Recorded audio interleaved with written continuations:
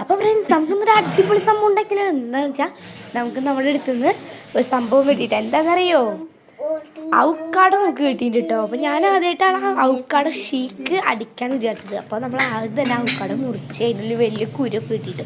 പിന്നെ അതിലേക്ക് അത് നമ്മുടെ മിക്സിക്ക് ഇട്ട് അതിലേക്ക് ഒരു പാക്കറ്റ് പാൽ നമ്മൾ മേടിച്ചിട്ടുണ്ടായിരുന്നു, അതാണ്ട് വയ്ക്കാൻ. അത് വെച്ചിട്ട് കുറച്ച് പഞ്ചസാര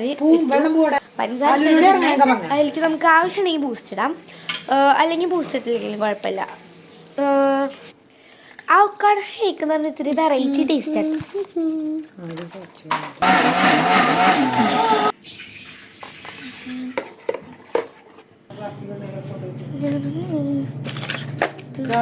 ഞാൻ കാണിച്ചെല്ലാരും കണ്ടു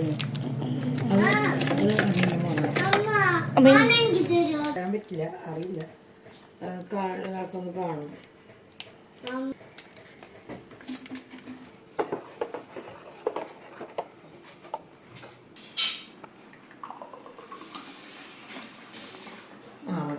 പിന്നെ എല്ലാവർക്കും കഴിക്കച്ചോട്ടായി. തിരിച്ച് ഫോട്ടോ ഒക്കെ കഴിക്കും.